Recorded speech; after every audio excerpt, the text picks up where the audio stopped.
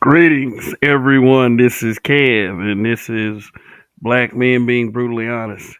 Yeah, I had to go with the old school intro. I was like, damn, I used to play that shit that long.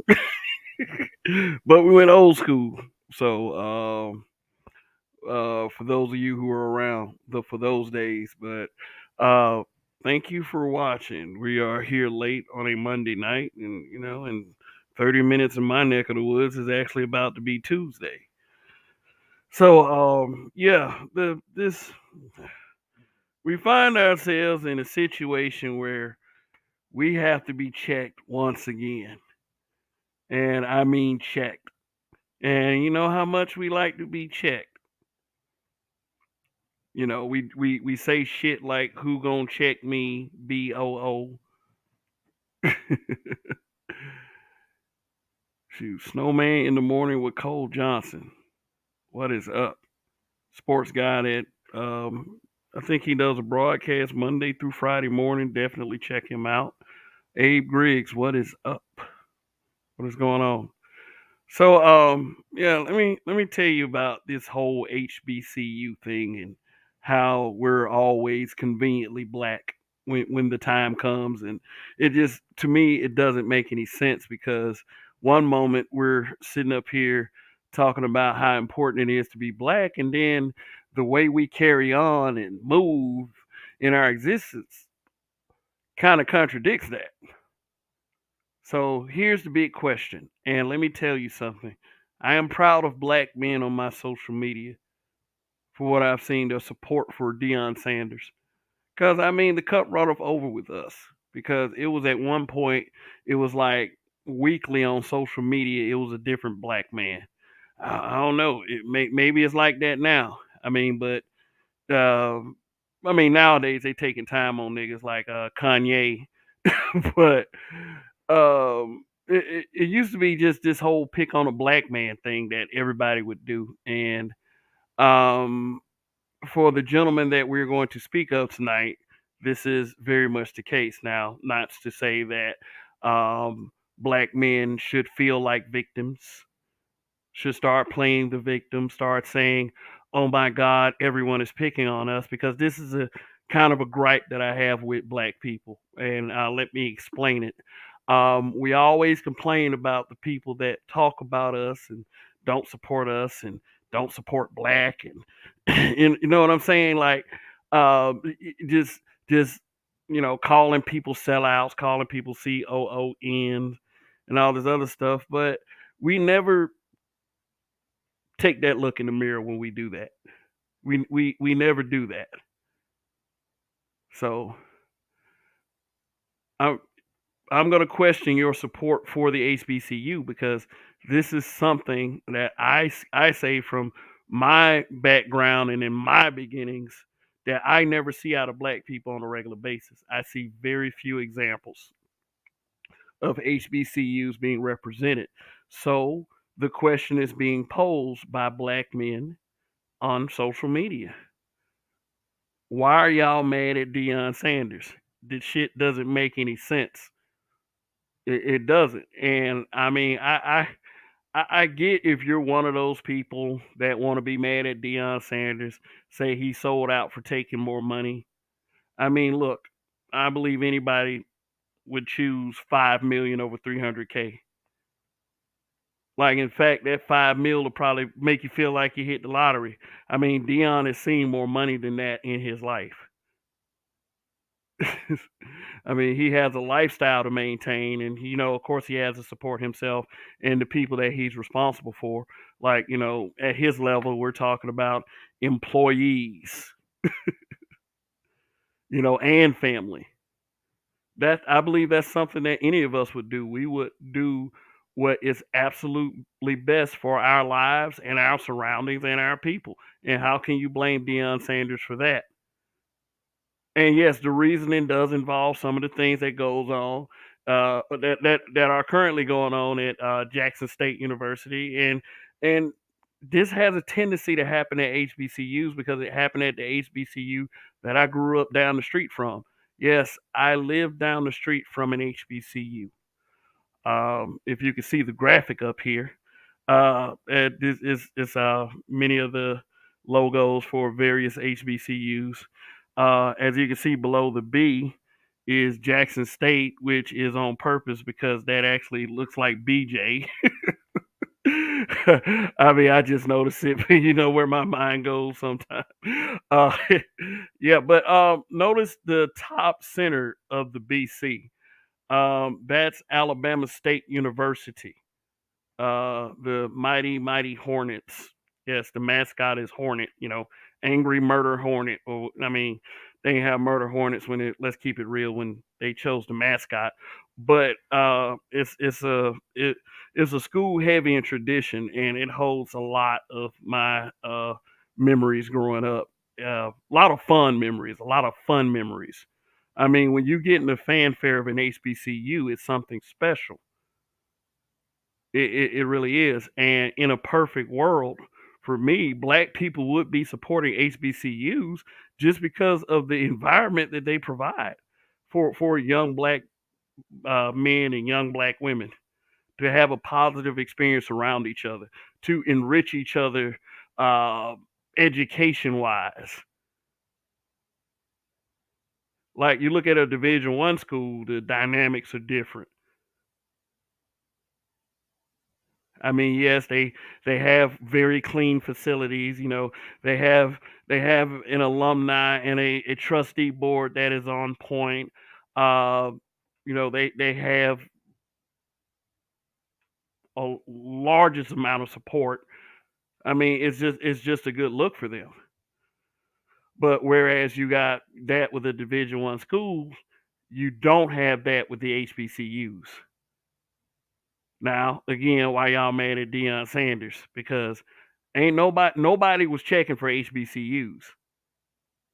And me growing up down the street from an HBCU, that my family members, the people surrounding the area,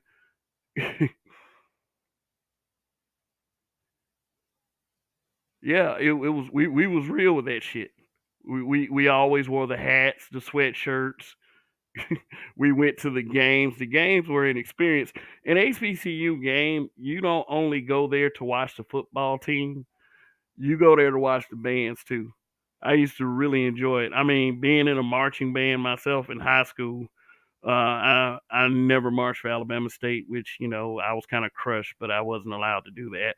I wasn't I wasn't a young man of priority. I would say that, but I mean, just growing up around it and being around it and being a part of it, because the marching band that I marched for, we emulated Alabama State University marching band. We even took some of the songs that we were playing. The drummers took some of the cadences that they were playing. I mean, it had an impact on how we performed as a band. I mean, being a black band is a different in a black marching band is a much different dynamic than being in a white marching band. I didn't do the white marching band thing, thank God. I mean, I'm proud of my blackness, but I know what the situation is in 2022. It's not very good. Especially if you're a black man and you're in observance of the things that are being said about you as a collective and how you're being represented in the media. And this is why we must protect guys like Deion Sanders. Now, I know what you're saying. I know what some of you might be saying out there. Oh, this is celebrity worship. Why we always defending these niggas and all this other stuff and this and that. But hey, when it comes to the political arena, you guys do a 180. Why are you supporting those people? I have some of the same questions. I mean, I will say this: we have to be careful who we support, and that's real life and on TV and and in public, wherever. But there's no reason to like really do this shit to Deion Sanders. There's no reason for that. Deion Sanders did what any of us would do. But he said it himself in the beginning that it wasn't about the money. Robert Nelson. Oh, yeah. Here's some other shout outs. Toya, I don't know if I shouted you out. I'm listening. What's going on? Dane one. Robert Nelson said, Kevin, I watched the George Macon stream about this. He highlighted an interview that one the draft picks had with the media. The reporter asked the young man why he came to Jackson State. The young man said it's because of Coach Prime. Yeah, that's what they called him, Coach Prime. Prime time, Neon Dion. This man, all like ever since he entered the scene, he had an aura about him. He was also a dual sport player as well. He played football and baseball. You know, there's a lot of those guys back then. I mean, a few of them. They said the young man asked, it was because, the young man said because of Coach Prime. This young man said he wanted to be something for his people. Then the reporter asked him, "Your people?" He said, "Yes, for my people." Now the power structure came. Excuse me. Yeah. Let me tell y'all something. They're trying to make it. I mean, this is kind of low key to where if like I would say black men bring up black, then they're trying to put it in a frame of racism, like that's racist or some shit like that, which is ridiculous.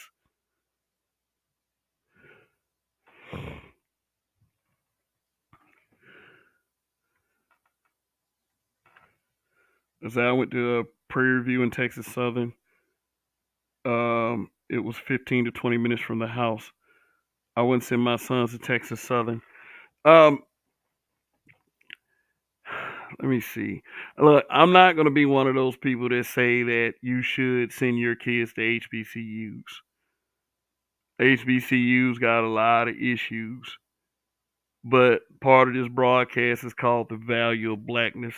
And when you combine the issues that HBCUs have, um, plus how we have a tendency to devalue blackness, that's like a double effect. So you just it's a trap that some of us get caught up in, and we don't even realize that it's happening. And it can be applied to other things, not just HBCUs, something that is black centered. And what has happened with our people is there's some people who reasonably feel a certain way about representing black, and then there's people that aren't. The people that are reasonable are tired of seeing us choosing horrible stereotypes uh, and representing it as blackness. Some of us are tired of that. Other people are just plain self haters. So we're dealing with that kind of thing, and we deal with that kind of thing in HBCUs as well, because I don't believe that a lot of these administrations, a lot of these boards of trustees at HBCUs really value what they have. They don't know what they have. It's very valuable. It's an institution where you can shape the young black minds that could, build us this romanticized utopia, this society that you saying these pro blacks keep saying should exist.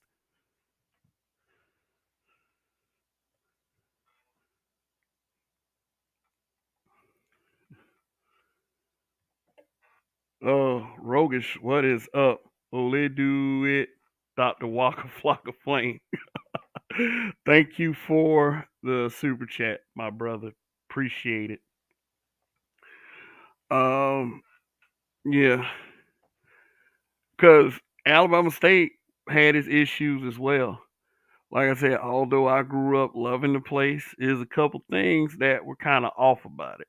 Number one, the board of trustees was always kind of had their fingers in the money. Let me tell you something. That is the basic issue with a lot of these HBCUs is the mishandling of money. And Alabama State got in trouble of like boards of trustee members got in trouble a few times because of that. And from what I understand, Jackson State has that kind of problem as well.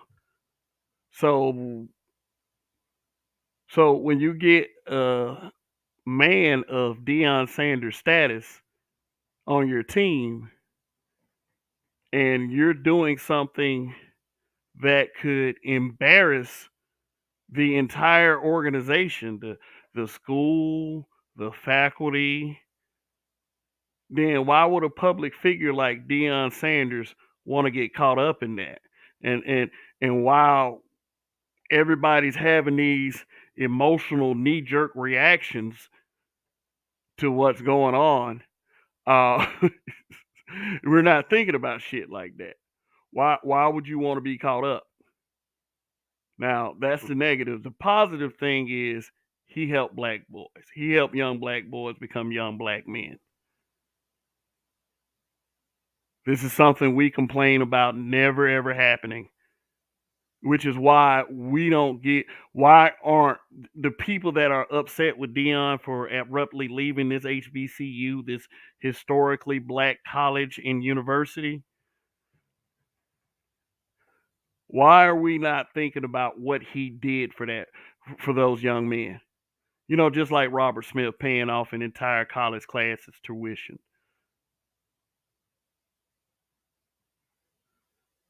I mean, some young men still got, a free education. It was a move that was that put the black community in forward motion. This is something that you can do at all the HBCUs. You give them kids something to believe in, you can produce gold. That season, the 2022 season, I understand Jackson State was undefeated.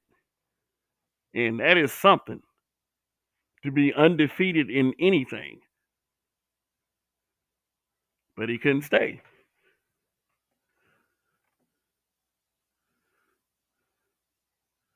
So let me show y'all this slide right here. There's always internet speculation. But this comes from a page called SWAC Sports Central. SWAC means Southwestern Athletic Conference. That is the athletic conference that Alabama State belongs to. Just like I would say Alabama and Auburn belong to the SEC, the Southeastern Conference. Well, yeah, the Southwestern Athletic Conference is an HBCU conference. So, I mean, I wonder, did y'all know that? Like all the people out there that are upset with Deion Sanders, I wonder, did y'all know that?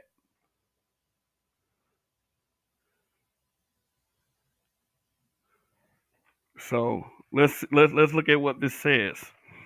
According to my source, JSU is in JSU is in the hot seat for misuse of football funds. Individuals were stealing money from football program by moving it to general funds and scholarships. Basically stealing from Prime and his players 80% while Deion Sanders leaving. This will be the next breaking news. You heard it from me first. I think the guy may be a little bit too confident in this information. Doesn't make it any more right. It could be wrong. But let's just say it like this. Um, Deion Sanders was a draw. He was a draw. This guy, his accomplishments in the sports world speak for themselves. So he was going to bring that kind of attention to that place. They said that he made that school a total of $30 million, something like that.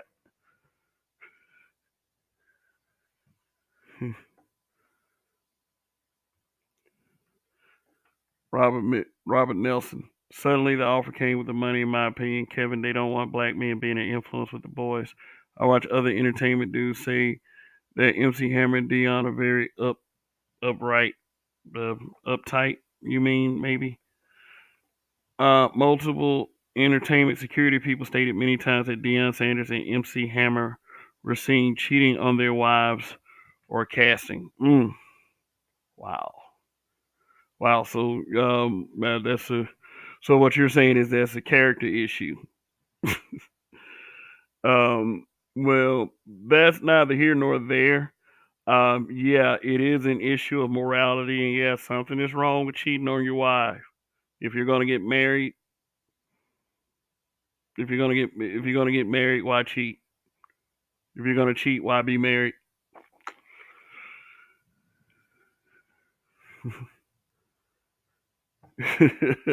Dane Warner's like, so. But whatever the issue is in both of their marriages or whatever, I will say this: he did still have a positive impact on the boys at Jackson State University. I mean, from the way they carried themselves on campus to the way they played football. This man went and showed you what to do with a college football team. Not to say that he's going to have that kind of success at Colorado, a Division One school. Which, let me tell you something about the state of Alabama. Although we have three HBCUs, Alabama A&M University, Alabama State University, and the famous one, Tuskegee University. I wonder, can any one of you tell me why Tuskegee is famous? I mean, not only the Tuskegee experiment, I mean, but you also had George Washington Carver.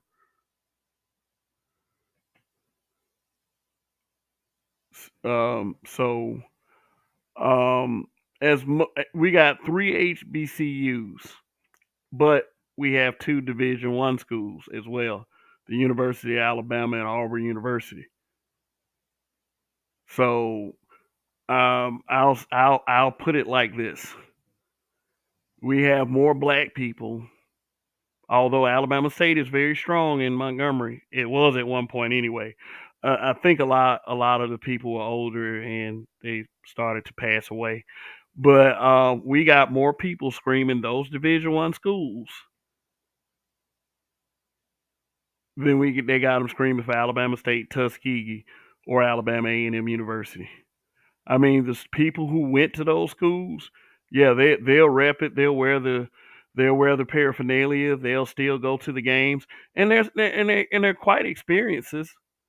It's just that we just don't value it, and that's where, I mean, think about it. Before Deion Sanders, y'all hearing people have, have y'all seen people publicly rep HBCUs?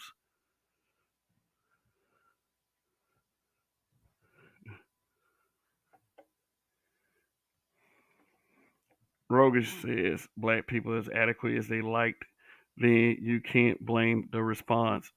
Now, this is the truth. It is what it is, and that's the game. You can't blame him for playing the game how it is, and you can't be surprised with who their board of trustees is. Yeah, it always be a bunch of old crooked motherfuckers. That's what happened at Alabama State University.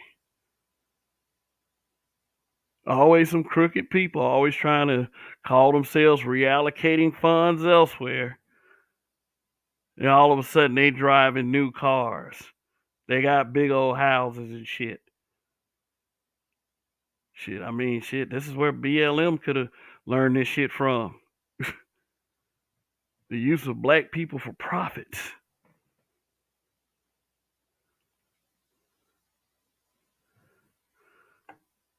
Shoot, so let's look at some of these slides. I pulled these off Facebook a few minutes ago. People love to post tweets. So this guy right here says Deion Sanders should have stayed at JSU. He could have done X, Y, and Z for black people as a football coach. Same crowd. Obama couldn't really say or do anything for black people. He was just the president of the United States.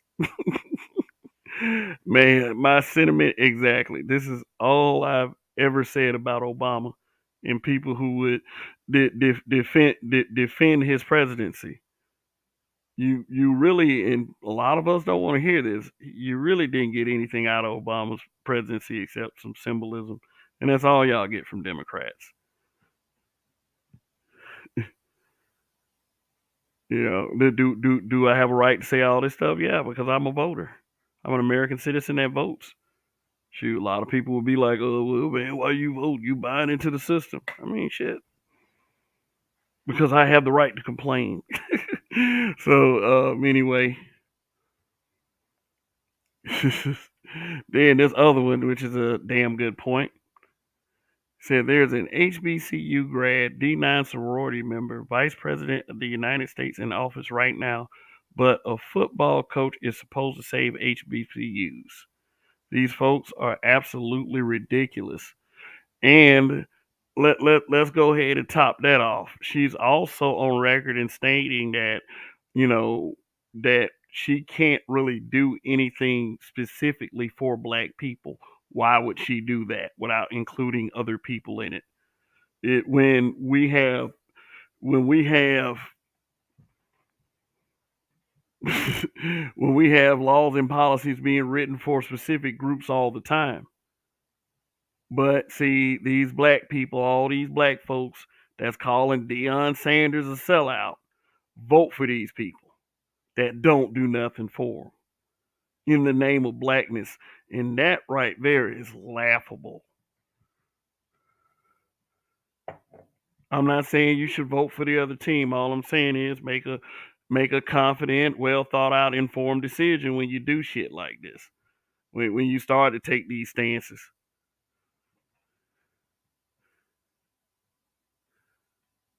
These folks are absolutely ridiculous. Facts.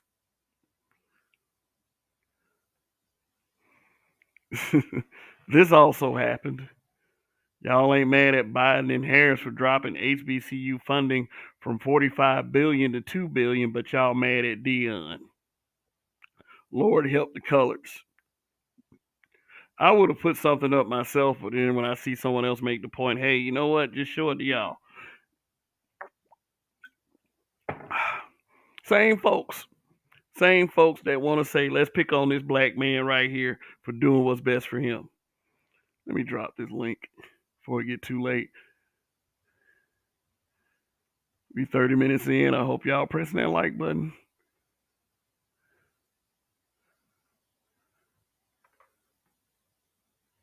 Let me put it to y'all like this. No one owes you a damn thing. Dion don't owe y'all nothing. He already did enough for that school. Deion Sanders, let me tell you something. Deion Sanders did more for HBCUs. And believe me when I say this, he did more for HBCUs by doing all that at that one school than the whole collective of black folks in the United States have done for all HBCUs.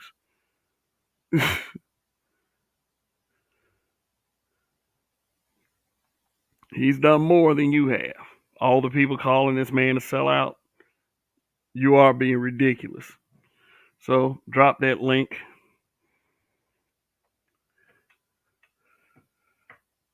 It must be the money. Yeah, I remember when Deion Sanders first put that out. I think I was in 10th grade, 10th, 11th, something like that. And I was one of those kids that didn't like cocky people, you know. And Deion Sanders, he had a cocky appearance. But, just like Michael Jordan, when Michael Jordan was at his height, I didn't like Michael Jordan. I'm just probably one of those guys that is for the underdog.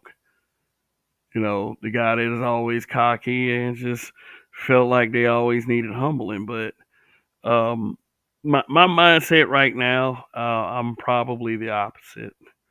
I'm a believer in, yeah, go ahead and be cocky if you got it. You know, use it to the best of your abilities, and that's what a man like Deion Sanders has done. A very accomplished athlete, and from what I can see, a very, very good coach. Now, if those people were coming to those games just to see Deion Sanders, were they really in support of that HBCU?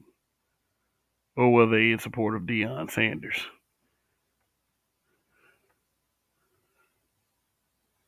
He's not a sellout. He's more of a grifter. That is only in the pantheon of the school being able to maintain some integrity in its connection to him, other than that he's intelligent. Hmm, grifter. Yeah, that's an interesting choice, but I mean, I would say a 300K salary is beneath him, but yeah, if he did bring $30 million to the school, that argument probably could be made.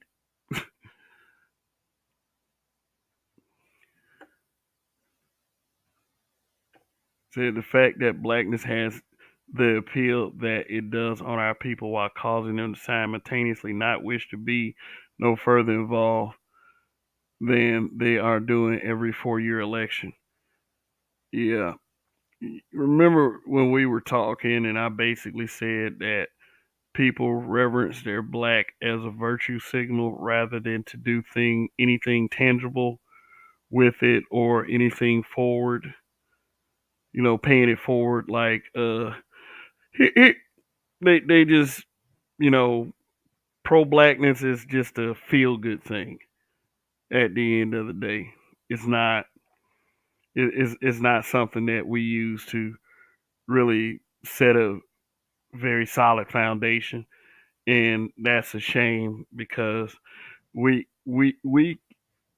are in the position and we do have the intelligentsia, whether they went to an HBCU or a Division One school, to fortify this community with everything we need.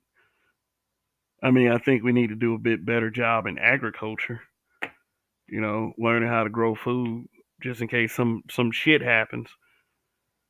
That's a survival tool, We ought to be trained. We ought to be able to train ourselves and our children to survive, to be able to grow food and kill it if possible. Most of us don't even have that basic resource right there. When we have the chance to do something, the talented people take their talents elsewhere and go help and benefit another group. Now, that happens for various reasons. That reasons I'm not happy with, and reasons that we should be held accountable for as a people. Especially when you have people saying within their own families that they shun intelligent people and they go for niggatry instead. And you have a widespread problem with that in the general public.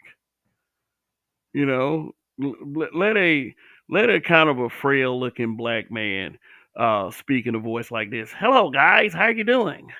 What a nice day outside. And he goes and says that around black people. This man has like a 500 IQ or some shit. That motherfucker got the cure for everything in his basement. But we wouldn't know that because we treat him like shit when he comes on the outside.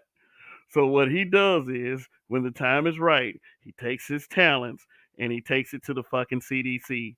Well, they will keep all his ideas and eventually murder him because shoot. But he made some money with that shit. Like, we shun our intelligentsia.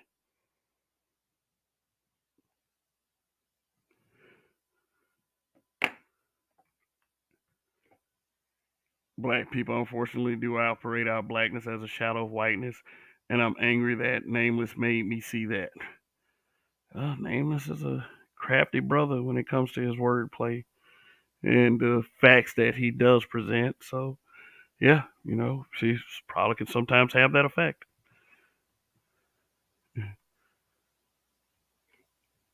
That is exactly what happens to the majority of black geniuses. They put them somewhere, develop their brains, and teach them to make weaponized products. And when they get all of the ideas that they need extracted from their brain, they ice them. I mean, say instead of him or her keeping their talents here and seeking the rewards. I mean, and some people want to do shit. They don't want to stay in the same spot. They want to travel. They want to see different places. And being a talented person can do that for you. So I would never discourage that. Be all you can be if you're a talented person. For real, for real. Take that shit to the moon.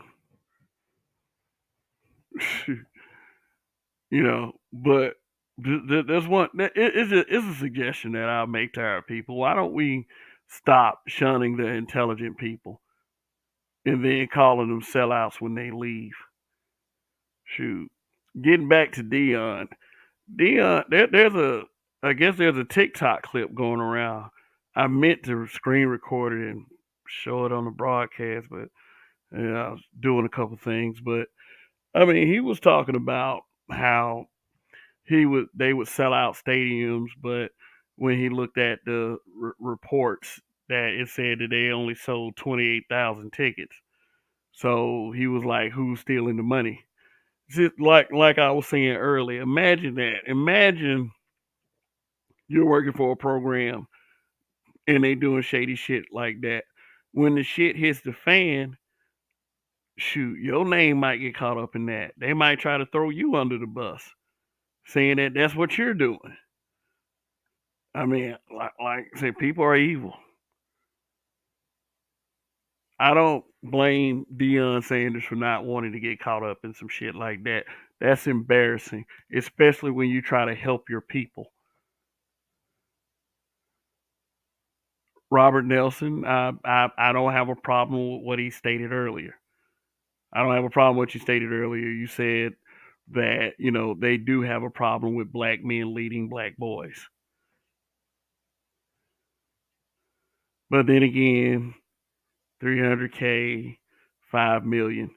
That argument could be made, but hey, Ray Hummer, what's going on?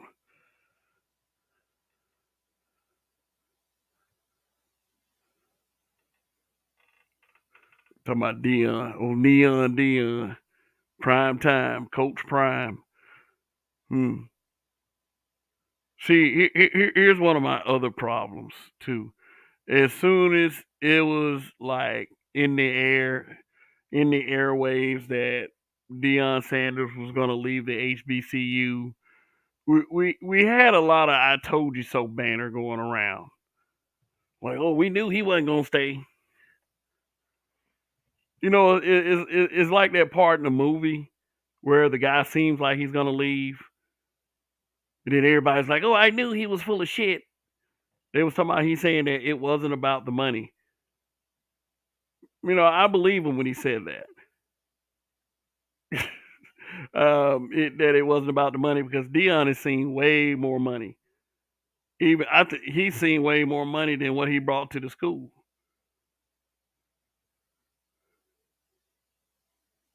But we had this air of doubt with him as soon as he did it. As soon as he went in and did it, we didn't think he was gonna stay anyway. And then if he goes to Colorado and he does anything less than win a national championship, guess who's gonna be making fun of him for it? We are. Because we somehow decided that this man is a sellout for doing what's best for him. Oh, Kelly, what's going on? She says, "Hello, chat. Dion was robbed 3 times and shot. Car and locker room broken into. There's an abundance of black people willing to take out successful black men." Facts. Facts. You know the reason why rappers die? Because their constituency is jealous of them for the success they amass, for all of the quote fingers, all of the hoes they get. Jealousy is a motherfucker.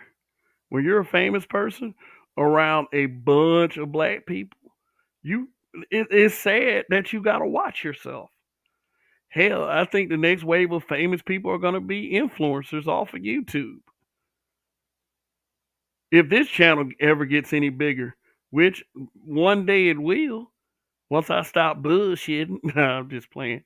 But I might have to watch myself because people think that I'm raking in all this dough and I owe them something for it. I heard some numbskull earlier talking about dudes that do podcasts. I see those super chats they get. Why haven't they paid it forward and put something back into the community? So Rogish, So since that young man said that, it was said on a video that O'Shea put out. Since that young man said that, what I'm gonna do is with that super chat, I'm gonna donate $5 to the United Negro College Fund. You know that fund that we used to that we used to have that we used to give so much airtime to in the 80s. You know, to help out the HBCUs and the students that wanted to go, or any college for that matter, I guess.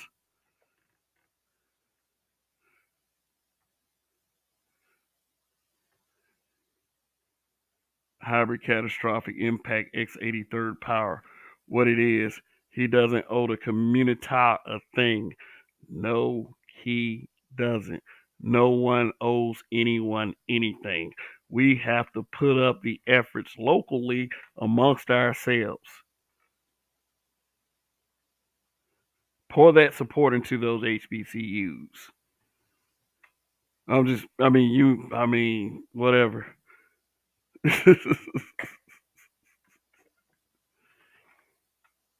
I don't blame, Kelly says I don't blame him for leaving. Me neither. Shit. Motherfuckers around you stealing. That's the that that's the solution to living. Just steal money. You see a bunch of money, you just get sticky fingers. Ridiculous. This is why, and shout out to ODJ. Like, look, he said that the reason why, and I would never, like, don't ever beg for anybody's respect. But he said the reason why black men aren't respected by black women is the fact that we can't trust each other and we won't invest in each other. Which, I don't endorse a message like that, but I get his point. You should never try to say anything like that as a point of respect. You should say it as a point of why we are losing. Not no damn respect from women. Like, get the fuck out of here. I mean, ladies, look. I don't hate y'all. I'm just saying I won't beg for y'all respect. What I look like trying to beg for respect from anyone, as a matter of fact. Either you like me, you don't. Fuck it if you don't. Several billion people on this planet. Oh god.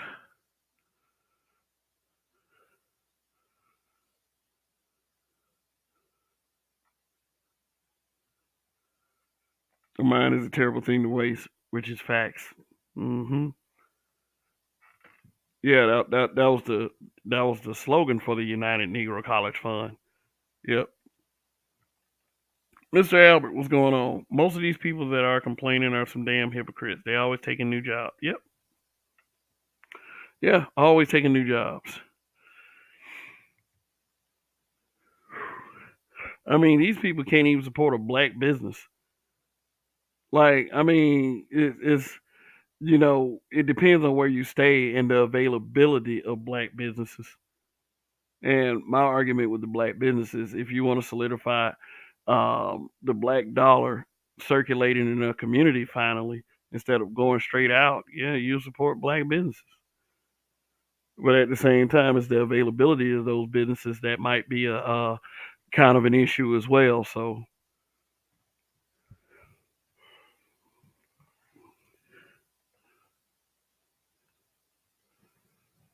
however, catastrophic impact X83rd power says they gotta act like a nigga, but that ain't gonna stop but me from doing what I'm doing. Facts. You gotta be self motivated, man. You gotta be self motivated. You're talking about a man with world experience here that has had tons of life lessons. And one of those life lessons is I ain't finna deal with these niggas. Shoot. When you dealt with niggas before,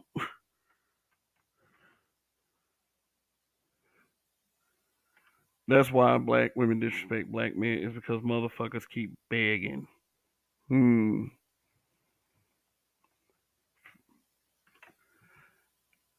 And what about the other black athletes that don't attend HBCUs? Nobody cares about them. Um, a lot of people send their kids who are talented athletes to Division I schools because they feel as if it's number one a better situation for their child, and because they don't believe that an HBCU can provide what a Division I school can. Nicer facilities and more clearer paths forward. But that's it's the devaluing mindset that factors into that. Um, they just they also feel by sending them to a Division I school that uh, they might be getting with a successful football program that always or basketball program for that matter that constantly have professional scouts looking at the games. So they think they get a better chance with Division I school doing that as opposed to an HBCU. My argument for that is simple. Why don't you just send all of your children to HBCUs and the talent scouts will go there?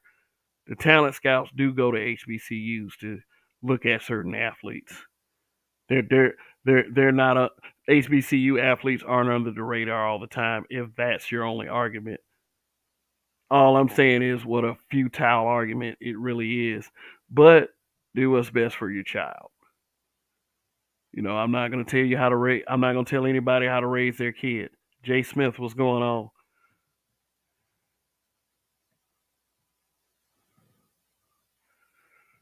Here's another one. Here's another one. Here's another theorem about the HBCU. Everybody's always complaining and let's hold on one second. It's like everyone is always complaining and talking about all of these black male athletes that hook up with these white females when they get. I mean, if you're sending your future pro athlete child to a Division I school, that's what they're going to be exposed to. A bunch of snow bunnies wanting to play those kinds of games, those sex games. And him being an athlete, shit, you think he ain't going to do it? Hell, he could get the same experience as an HBCU. Just say he would be exposed to more black girls, but hey, it's just an idea. That's all I'm saying. The man meet his future wife. A lot of these dudes meet their future wife at school.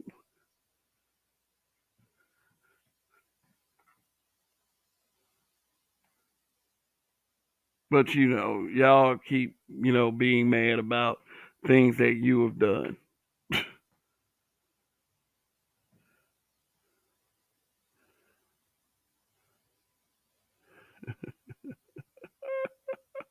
Roguish. Fuck a Division I school. That shit happens in the lower leagues. AAU, same level, same thing. Let's see.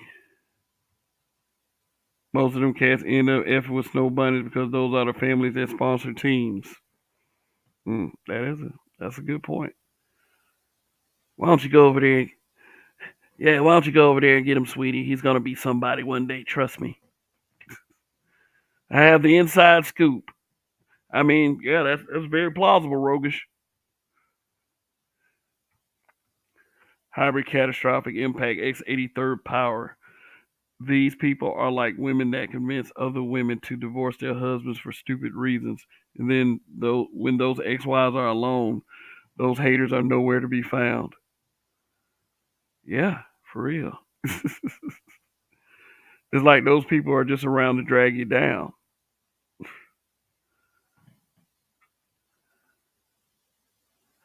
Jace. Smith says they're also hypocrites because they love to say there's not enough black coaches in Division One or the NFL, but they're crapping on one. Makes no fucking sense. Exactly. Shit. Cadillac Williams had to be the fill-in coach for Brian Harsin at Auburn. He is the first black man to ever get that close to a coaching position at Auburn. And because he produced some results, they're going to keep him around as like a co-op coach with another guy. I guess they're going to try out this other guy too and see who's the one that produced the best results. But see, if he's around the white guy, they're going to give all the credit to him and not Cadillac.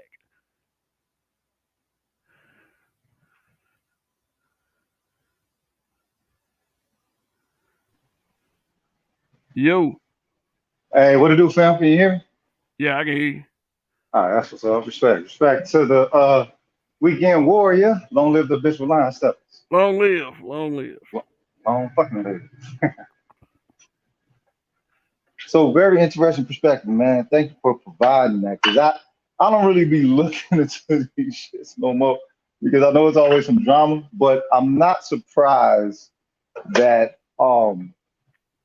considering what the circumstances were, anybody would leave.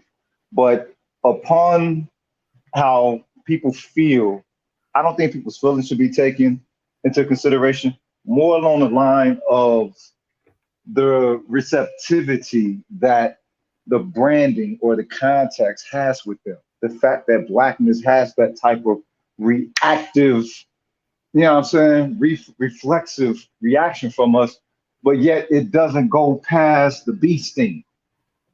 You know what I'm talking about? You know what I'm like you know what I'm saying? Like you get bee stung and it's like, ah shit, and you start looking for the bee to smash it, as opposed to realizing that, oh, okay, this is getting a little bit more puffy than I thought it was. Oh, I might be allergic. I didn't just get stung. I'm allergic, so that's some shit I need to do. That's some steps we need to take with this. It isn't just, oh, I killed the bee and I'm better. You know what I'm saying? But that's how we treat blackness, man. It is what it is. It's a fuse. Blackness is a fuse with us. It's not a cultural thing. It's a fuse because when the system doesn't show that it's out of pocket with it or whatever, we don't question the accountability of the system. We don't question the integrity of the system. It's just that, okay, well, it's a low level fire. But when they turn it up, hey, turn that damn fire down. The fuck? I know you cooking me, but goddamn, don't fry me. But it is I liken it to, like you said, the value of blackness. So not the value of blackness to Dion, because that's what I was speaking of earlier today on the Roger Report. Like okay, you know what I'm saying? Like the value of blackness to the people, the fact that he show up saying, hey, come to a HBCU school, don't go to, what I'm saying, PWI and all that. And it's like, all right, well, it's almost like you campaigning. It's almost like you're, trying to connect to the black community, no different from BLM or whatever. And it's like, all right, well, you definitely gonna be called out for that if that's what you're doing. But the people still should have an accountability to the potential of their reactiveness. But black people won't study ourselves. We won't look into that. It's just, but you still can't call niggas slaves either. So it's like, all right, well, what the fuck? We could be drowned out to such a degree, have such pattern reflexive responses, have such superficial, deep attachments. You know what I'm talking about? But when it comes to us having a value for ourselves to where we could, do for ourselves, like the whole AAU thing, right? You said it's highly probable.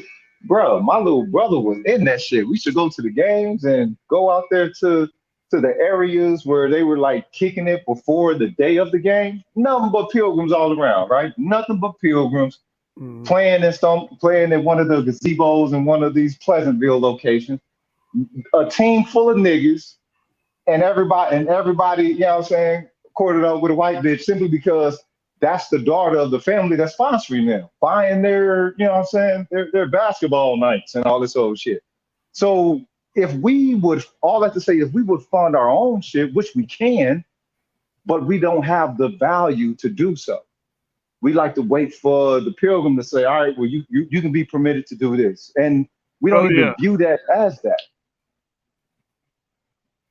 Is I don't get it. I don't get it. It's all right. Well, what is Dion doing with the school that perhaps maybe the communities could do or could participate within or get developed?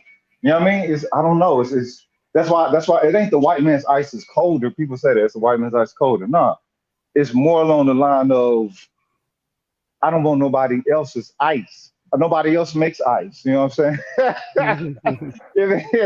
It'd be different if the white man's ice was colder. And that means, okay, you could at least consider someone else's ice. Nah, they don't think nobody else is making ice. Uh, See? yeah. Hey, Mr. Albert, you say why is the black community only at HBCUs? Uh, that doesn't happen. That doesn't happen. Although the HBCU gets the support sometimes by the surrounding community, it at Alabama State it definitely did when I was growing up. Yeah, It doesn't get widespread support. PWIs, if you got a PWI in that state, it will likely get more support from black people than HBCUs do. right, I mean, right. and I get your argument. Yeah, that black athletes that are at PWIs, Division Ones, yes, they do matter. I I am a fan of those black athletes. I'm a fan of Jalen Hurts. You Right. know, Jalen Hurts played for Alabama. I can't stand Alabama, but I respected Jalen Hurts.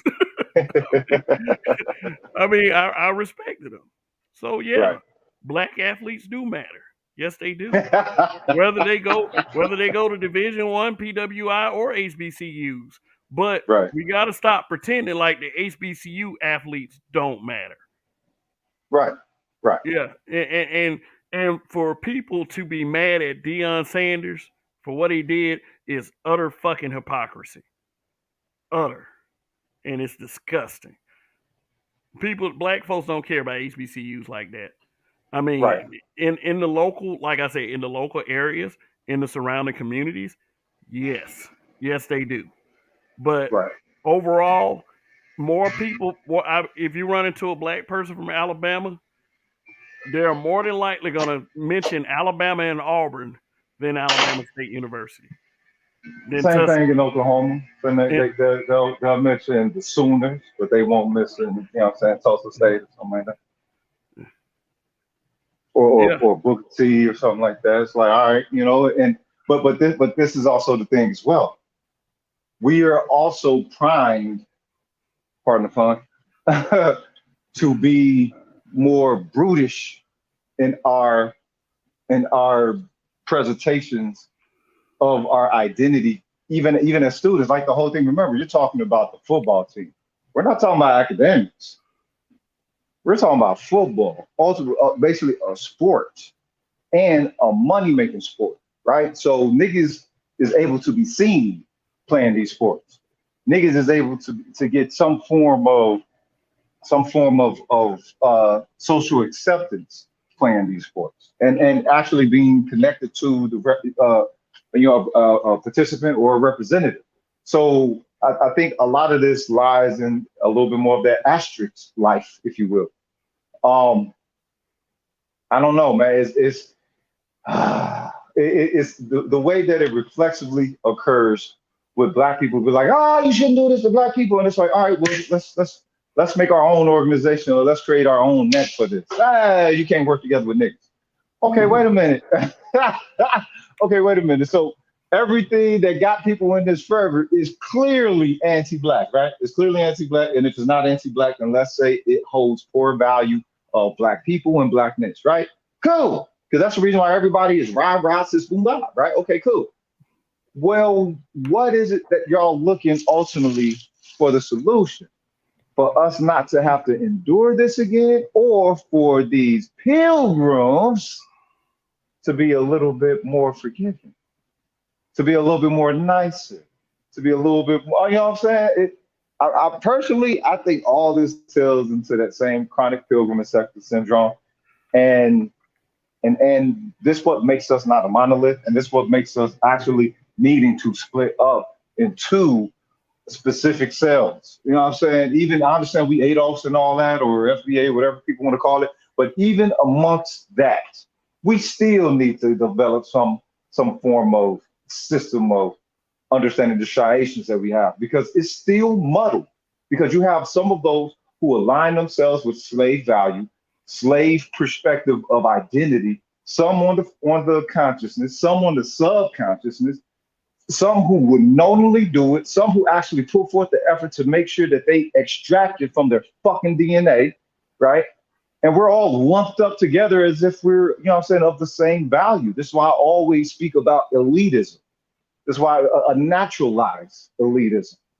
You know what I mean? Because just saying black doesn't really categorize it the way that it's supposed to. It's too fucking objectified with black. It's too flat, even with FBA. Let me tell you something. If they went on TV, if the powers that be, the people who control the mass media, went on TV and said support your local HBCU and made a campaign of it, that's when you see black folks supporting HBCUs.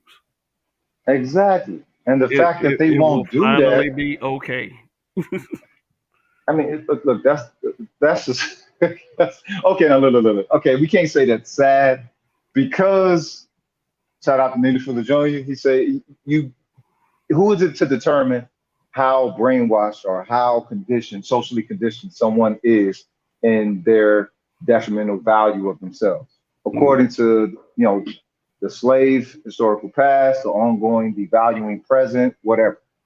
Um, eh, I personally, I think that let's say that we have some defaulted, some defaulted levels of class. I mean, I dare I say it, classism, right? It's not a bad thing when utilized as a tool. Now, as a standard for ultimate value, and not necessarily. But let's say that what I'm saying, we create a social modules for ourselves to say that, okay, based off our own cultural standard, this is what we have attained. But we set our class system based off of what I'm saying, whiteness. Is you're mimicking the plantation. You know what I'm saying? You're mimicking the plantation when we have to create something for ourselves. That way we can get into some accurate categories and not hold the wrong people to the wrong accountability. You know what I'm saying? Because when we say black, all black people is held to, and it's like, wait a minute, all black people don't want to be black. All black people don't value black. All black people don't dive into black history. Understand they want to project, what I'm saying, a value of their black identity, of their black self, black love, blah, blah, blah, blah, blah. So it's just too fucking generalized, man. I don't know. And I don't know what the fuck we should call it. Mm. I don't know. Uh, yeah, because it's to the point where, yeah, you're right. When you do mention it, it's like what basis does it have It's besides? it's yeah. It's so fucking generalized when you think about it, because the thing is, it's supposed to be simplified. We are supposed to be the easiest monolith ever fucking constructed in the history of mankind, simply based off of our humanity or lack of having it acknowledged. You know what I'm saying? We all can look at the history and be like, all right, well, 80 years ago, which one of us black people would have been placed in nigger position? All of us, right? Yeah. But you know what I'm saying? And it's like, okay, well, for that to change for us on such a level towards where we don't develop our own cultural perspective of measuring ourselves, weighing whatever it is that we're weighing of our character, of our people, social coagulation or whatever, outside of a framework of the United States. I ain't saying we can't use the United States framework, but we should acknowledge that this is a cultural framework that we're working with, and it's not our fucking culture. This is somebody else's culture. So while we must learn to navigate within their cultural framework, utilizing their cultural framework, right? Cool. That's a tool. That is not the fucking identity perspective. But so many black people like to use, you know what I'm saying, a generalized so-called American perspective as their black fucking identity. And that's what fucks up. That's where it fucks up. Mm-hmm. That's exactly where it fucks up because we haven't created for ourselves and we're still waiting for these pilgrims to create everything or permit us a part of what it is that they've already got operating that we might want to be a part of. And then when it doesn't occur, you know what I'm saying, respectfully, on the level of what, you know what I'm saying, prime time encounter, you know what I'm saying? It's like, all right, well, if we had our own cultural safety net, then we could do this shit. It wouldn't be no hiccups. If people don't like the hiccups, provide it yourself. What the fuck? Ain't nothing, you know what I'm saying? Again, you know, shout out to all those thinkers back in the day, W.E.B. Du Bois and Booker T. You know what I'm saying? Shout out to Rael for constantly, you know what I'm saying, bringing them up. But people, you know what I'm saying? People need to, damn, get an understanding of what it takes and what it means to manipulate and develop your own self worth. But and if we don't, then let us just say that, okay, we're in our own cultural perspective. This is one of us getting locked into the slave hiccup. You know what I'm saying? Like, oops, my slave genes was acting up a little bit. You know what I'm saying? Let me get back on point because I'm not valuing myself. You know what I'm saying? Just our own cultural perspective of engaging this to where we can actually create a map for others to be able to follow. You know what I'm saying? Put forth the effort to build, group together, and construct. That way we ain't begging all the time. But I mean, shit, cuz it's, I don't know. That seems something that seems like it's something perpetual. I don't know. Begging for what? Acceptance? Shit, is it acceptance? Can you call it acceptance or is it partial participation? Can Please, you let please, us play for a little bit? please let us, please please let us be around y'all.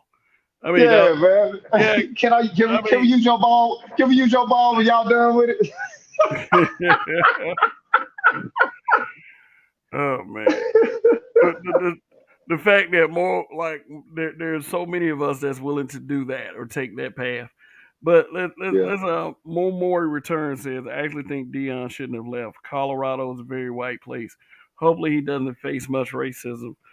Let me read this to you. Colorado. Let me, let me, Go let me read this to you. This is a article I found on my phone, and yeah, I know I can share the screen, but I'm gonna read it. I might show it to y'all later. Alleged robbery mars Deion Sanders' debut as Jackson State head coach. Mm, Because you know, mm. because you got to remember, he's a celebrity. You know, the more lower vibrational of us, you know, we already tired of us using words like vibrational, but I'm gonna use it for a third time on this broadcast. The lower vibrational of us believe that Deion Sanders is just a walking bank. Right. Yeah, which means that he always has shit of value on him. Like Hmm. let's look for some rings or some chains or some shit. Yep. Something we can sell to somebody else for a lower price, and something Yeah, that's going to cost much more money than we're going to get for doing the fucking job, putting the hit together and all that shit. yeah, Dumbass niggas. for weed and beer. If they was niggas, I don't know. I don't know if they was niggas. That's all I like to nigga shit. I mean, let me not do a Bill Cosby because you know he said pound cake. You know, I tried to at least say Okay. I at least tried to say weed and beer. So Well, a piece of pound cake. you know, back in the old days. Rudy would come through with a pound cake. Oh god damn. oh, oh, yeah, but yeah, Neon, yeah, Mo Mori, Neon Dion got robbed when he first got there. Said he was Yo, pissed now off. now I'm curious because one is Mississippi, right? So you know what I'm saying? It could have been some sabotage, depending on if it was the day of. You know what I'm saying? It could be anything. You know, just kind of Yep. like how they fired up these homeless black people to start smacking these Asian people in the fucking mouth and got that bill passed. You know what I mean? They're like, hey, yeah, crown time coming through. You want some chicken? You want some chicken? $500? I mean, look, the motherfucker who took out Chairman Fred, he got $300 for his troubles. 300. $300. Can you imagine?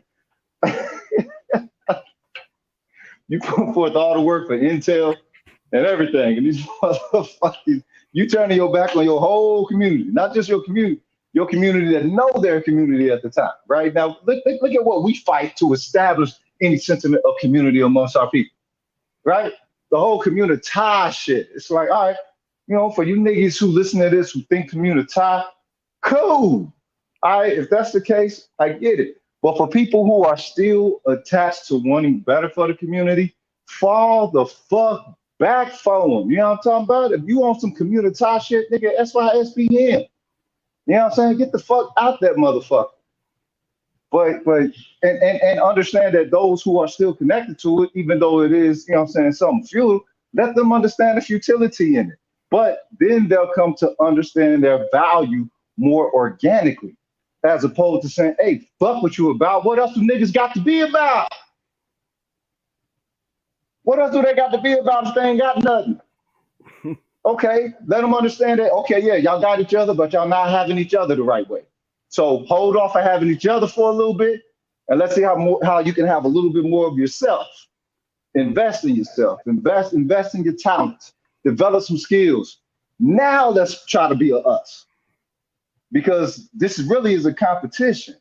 We're not bettering ourselves to compete against one another. We're supposed to be bettering ourselves so that we can compete with one another against all these other motherfuckers who got communities, who got attack families, who got attack fucking nations. Yeah, true Who got upliftment. attack history. All that, Yeah. all that upliftment that we say we do, like except for we're actually doing it this time. Exactly. We're actually doing it. And we're doing it based off of the measure of the framework, the social framework that everybody else is doing. Now we can compete. Yeah. And now y'all understand it is a competition. And now all that fucking sports bravado that you motherfuckers like to show on the gridiron and the pie, you can show that shit in the boardrooms. Obliterate these motherfuckers. Yeah, and we do have the brains to do it. Of course. Yes, it's just that a lot of our minds are fucked. I mean, Yeah. and there is and I never say that in saying that y'all minds are fucked and mine isn't. My mind is fucked to a degree as well, because Yeah. I grew up in the exact same place that y'all did, the U.S. of fucking A. Well, I got a few listeners that are from other countries, so I can't say that about everyone. But Right. the general populace of the people who listen to this channel, yeah, you're from the U.S. So Right. we should have that general understanding, which should make us persevere even more. And why it's so dumb to put it on one guy at an HBCU that you weren't checking for anyway. So Yeah. Yeah. let me see. More return. Did y'all see O'Shea's bizarre video on why Keisha doesn't respect black men? Yeah, and I commented on that earlier. I'm like, why should I give a fuck about begging for anyone's respect for the last goddamn time? Shit, like, why should I care if you don't respect me? Why am I begging for anyone's respect? I don't Be- care. no, you're not supposed to care, but subconsciously, if you do, then you do. And that's why I say that's how you know these cats really want black women. They can talk all that bullshit, but if Yeah, you ain't want them, then you know what I'm saying, leave him the fuck alone. If you don't want her, then why you in her face calling her to an accountability on something? If you don't Hey, want hey, girl, you know you wrong. You know you wrong. you know You you know you wrong. wrong. I'm Just over here admit it. kissing on my Asian or my Mexican chick or whatever. Just, You know you wrong, baby. you been saying, give me look, these motherfuckers. These motherfuckers act like that a woman is just a sandwich and a fucking blowjob. Like, and if they get anything less than that, then it's like, and I get it, the sisterhood mentality. Well, I'm not gonna pretend like that doesn't exist. There are, and Rogish, excuse me for using this word, there are Yes, some sir. there are some stupid bitches out here. Why you say forgive me? I mean, shit. We saw that with Kevin Samuel's death. I'm leaning Yes, we like, did. look, Yes, yeah, we did. look, no mercy on that. I'm sorry. I mean, that shit was despicable. Yes, it was disgusting. Yeah, and now we got the same crowd calling Deion Sanders a sellout because he's leaving a black university for a white university, and Well, is it that? Oh, well, wait a minute. Black and white is not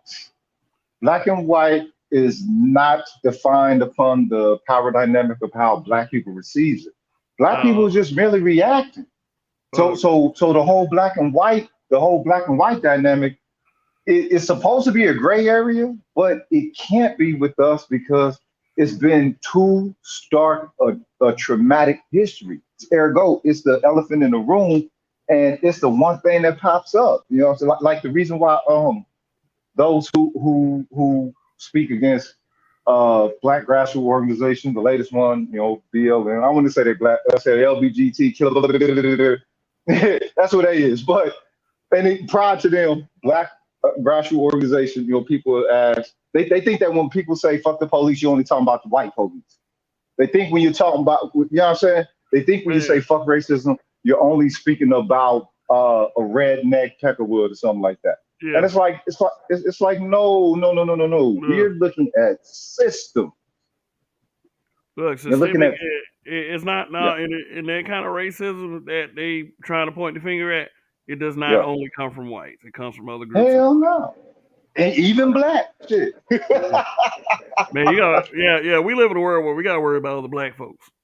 Yes. Like Because and we got to worry about other black folks practicing white supremacy. Nigga.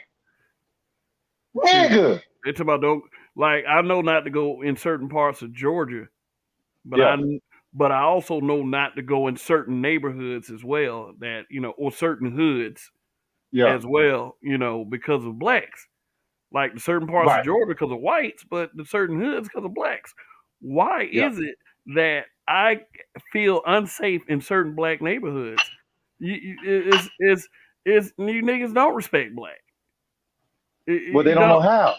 They Uh, don't. They look. They don't know how. Okay. Well, you got also let's take into consideration what we're working with when we say black. So when we say black, the very first thing that comes to my mind that I project as my standard for black, and it's going to seem like it's victimized, but it's not because this is empirical data.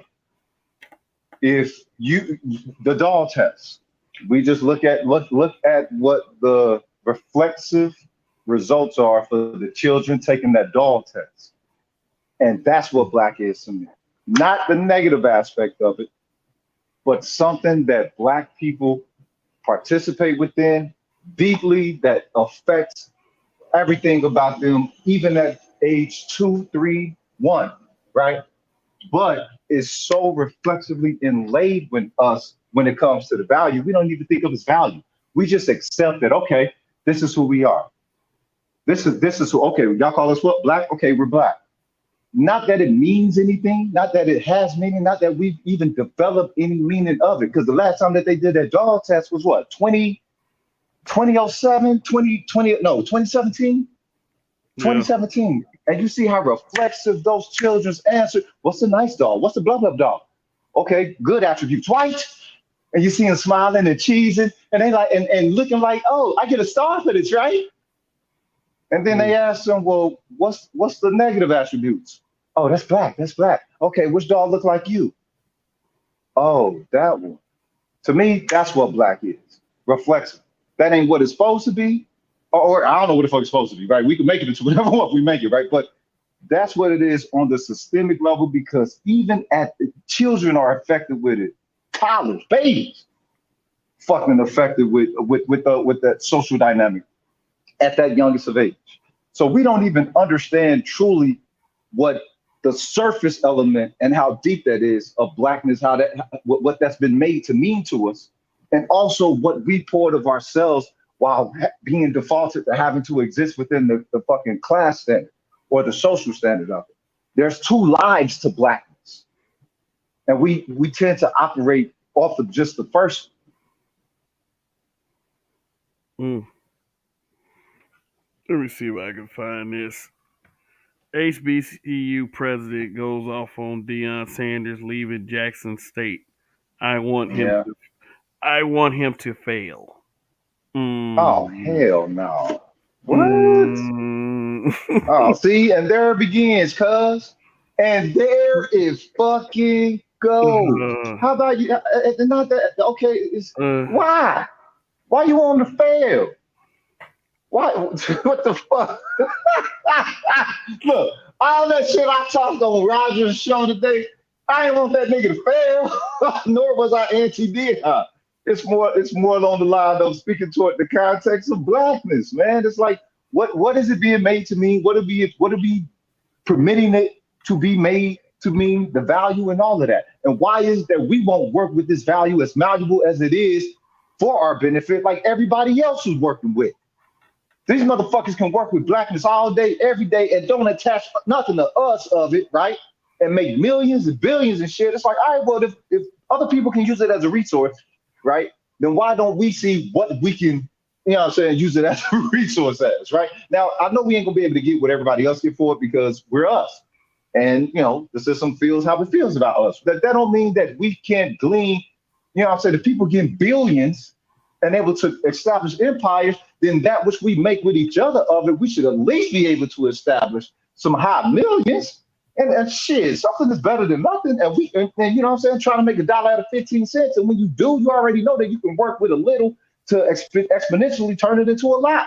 We don't need their fucking billions for us to get our start of a higher quality of life. But we no. think that we do simply because we want to live like them. Hmm. Well, that's years of programming right there. You know, Mm-hmm. that's what I like to call the Donna Reed show. Hi, Their gra- neighbor. their grass is always greener. Always, cuz. Always. Always. And it's but okay. And in that regard, how is it that we don't want to be them then? And I know I Uh, don't. And when I say we, I'm talking about black, you know what I'm saying?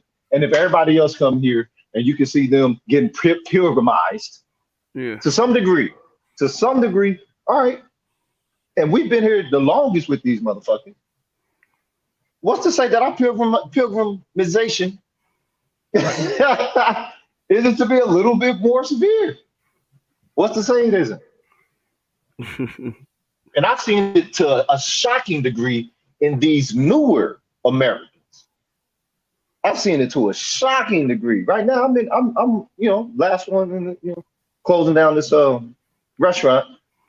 You'd be surprised how many Indian folks I see come through this motherfucker, eyeballing the cow meat and shit. You know what I'm saying?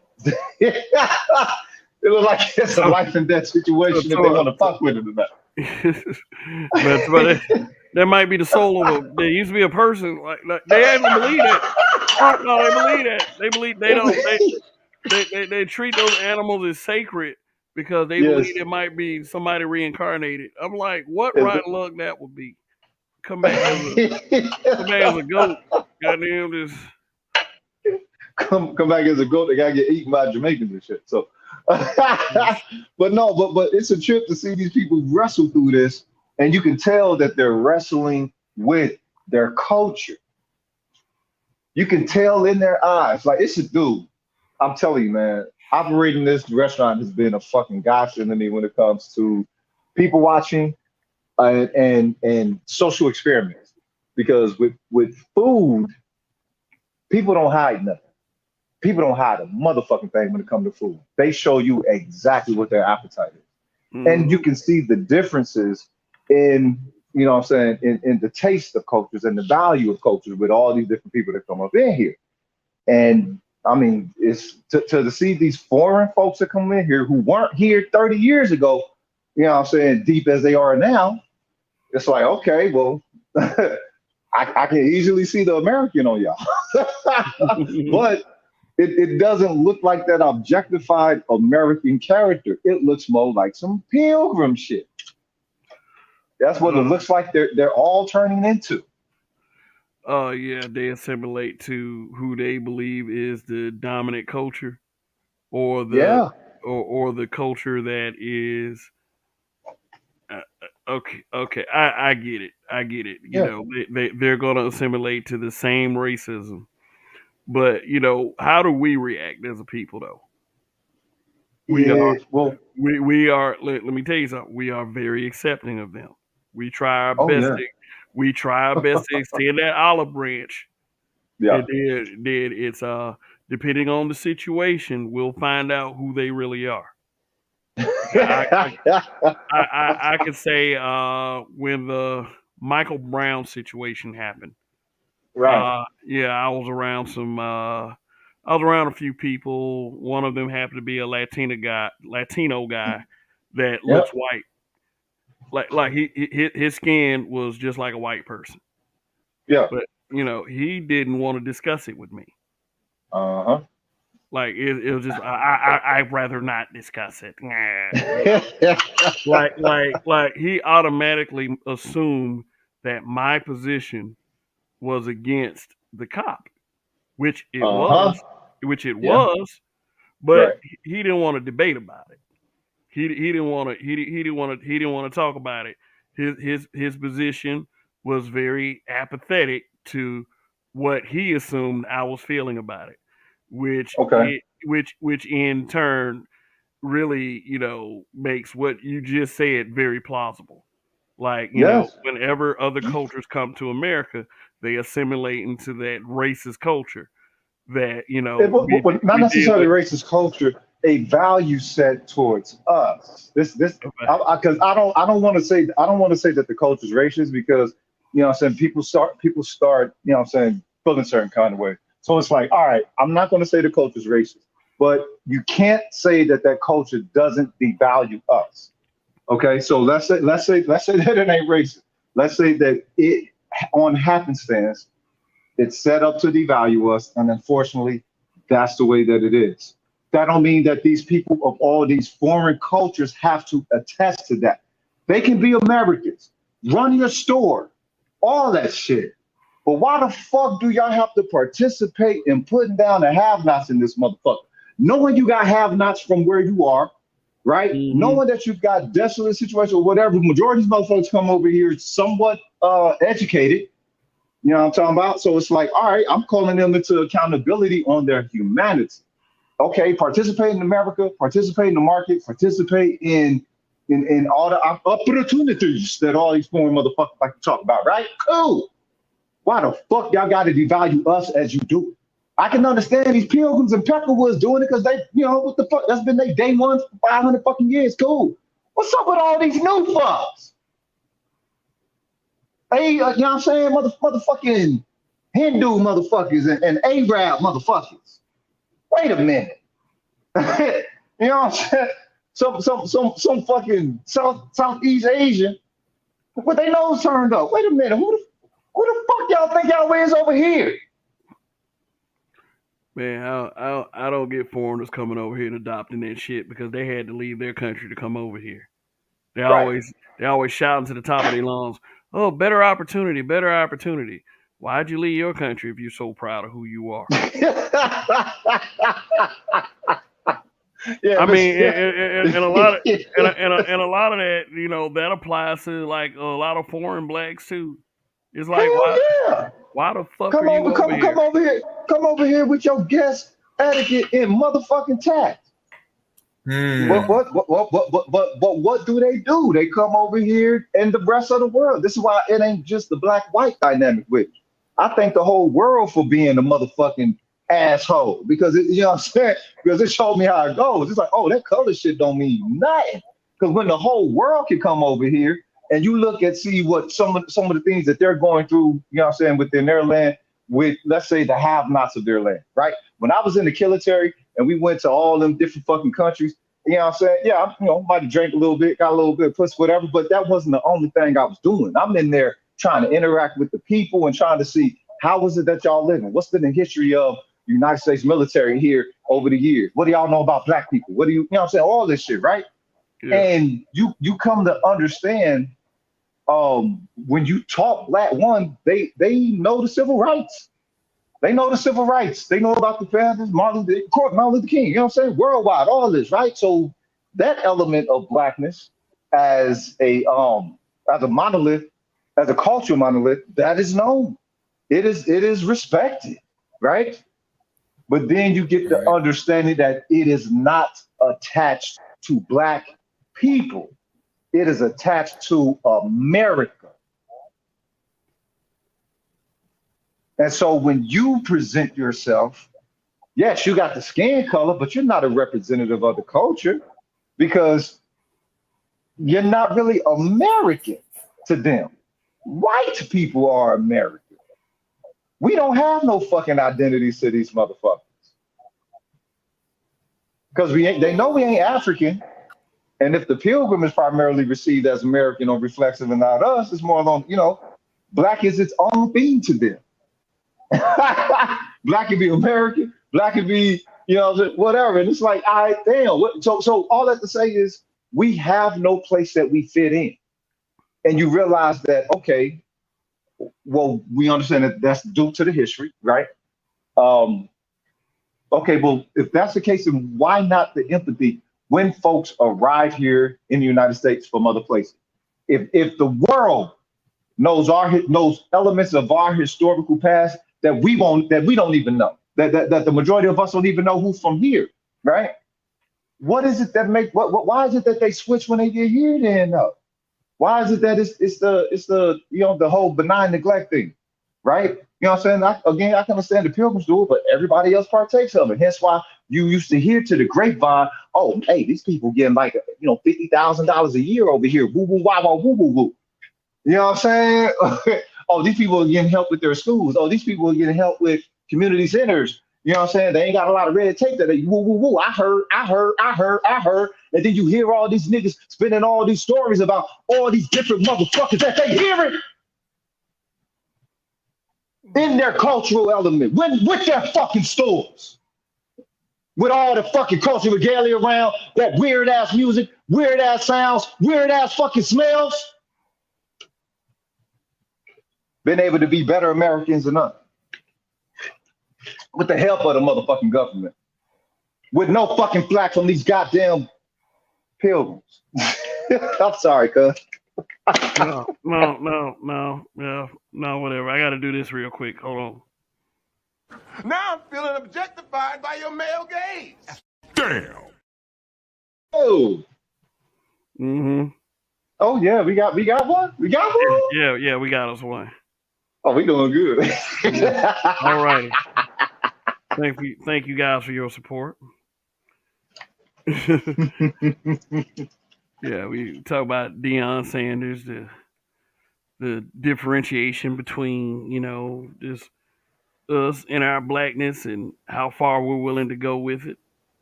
The hypocrisy of being angry with Deion Sanders for I would say doing what he deems is best for him, Yeah, depending on the situation. You can't sit there and be in a corrupt, bad situation and expect things to turn out good ultimately in the end. I mean, how would you like to bring that school that much money? Like I said, he brought him $30 million, which is more than most Black Americans has done for all HBCUs. yeah. you know, so why be Well, mad that at hold that? up. That's how much they let it be known. Yeah, that's how it could have been more. It could have been more because we got some crooked shit going on, and I Oh hate yeah. that. And I hate that for HBCUs. I hate that there's such a corrupt governmental system.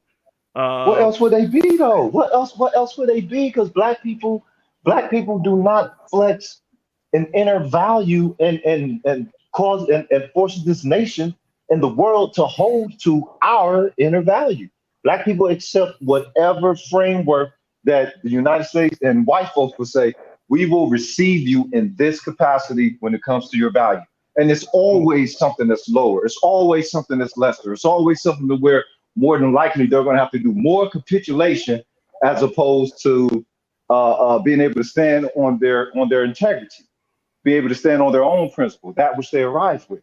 So, I mean, shit, what do you expect? It's one. I mean, if they do it to their own people, this is why I ain't got no problem with the United States doing really what it do to niggas.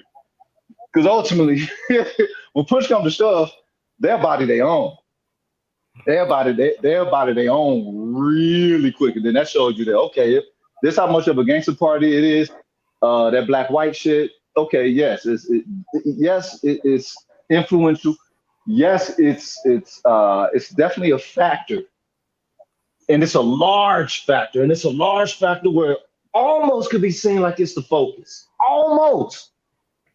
but, then, but then you see how they go on their own when push come to shove, and they're like, look, we got to cover that overhead. Hey, sorry, Brad. sorry, Rebecca. It's the cost of doing business. Remember what we saw the movie what was it, Casino?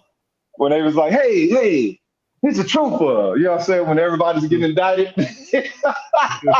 He was like, oh yeah, Tony won't turn on us. Tony's a trooper. Been with us forever. I know his father. His mother makes a good Galucia, whatever the fuck, right? And then the old head really said, okay, well, yeah, he's good, but yeah, I'll take a chance. Yeah, why have a loose end? And that's all it takes, So if we understand that that is the game, if anything, we really should understand. Okay, they're playing for keeps. They're not playing for likes. Black people play the game as if they're playing for likes. You know what I'm saying? We've been social media before everybody else was AI. I mean, we're AI before everybody else was on the social media shit. So black people been playing for likes, been doing shit simply for the likes. And now that the system they got a taste of it and a thirst for it and accustomed to it and actually have, created an expansive fucking world market from it, from the way that black people perform within it. Well, ain't nothing gonna change there. We're talking billions of dollars. That's a fiction. When something starts making $1 billion in the system, that's a fiction. They want that shit to stay. all right. Mo Mori returned said he did sell those boys a dream though. LOL. Look, I talked to years ago. I talked to a guy that played football for Alabama State University. I asked him this one important question. I said, "How many of those guys want to make it to the NFL?" You know the answer he gave me? All of them. My point in saying this is they dreaming anyway. Yeah. They dreaming anyway. I wouldn't go out there telling people they can't do it. No, nigga, you gonna make it no goddamn NFL. The fuck is wrong with you? And he gonna play. Exactly. He gonna play for you then. What? You supposed to sell them a dream. You want to win, like I mean, shoot. but see, Boy went but see, undefeated. Undefeated. look at what black people receive inner achievement within though. Performance. Now, to me, it's all entertainment, right? Now, when we say that though, black people get mad. Oh, it's not just entertainment. Yes, the fuck it is. That's all it is. It's entertainment.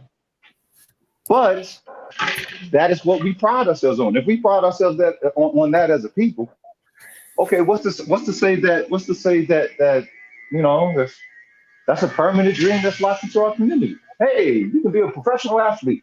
You're gonna be a professional singer. You're gonna be a professional dancer. You can be a professional blah blah blah blah blah. Just entertain, in the words of Dave Chappelle, entertain these white people. Nigga, get to dancing. Man, look. In reality, you're supposed to encourage people to do stuff because then they'll do things that they felt is impossible. You know, Right. something they couldn't have did normally on their own. A lot of times, all it takes is a person to tell someone that they could do something, and they could accomplish everything they want to in this world. You know, the damaging You part is when, and especially this factors into the valuing of black, and this yeah. especially goes for black kids. You can't. You're telling kids that they can't do shit. You know, Right. you know what I'm saying? Mhm. Like if you tell a kid if the kid wants to be a fucking lawyer and you tell nah, that's above your head, man. You got to be in school for years studying. Nah, man. I mean, you may be telling the Because they truth, don't want to see. but Go ahead. no, you go ahead, chaos. Because they don't want to see other young black men or whoever, but mostly we have men. We're going to talk men. Far see and do better than the next man and try to overshadow. That's why we give the denial.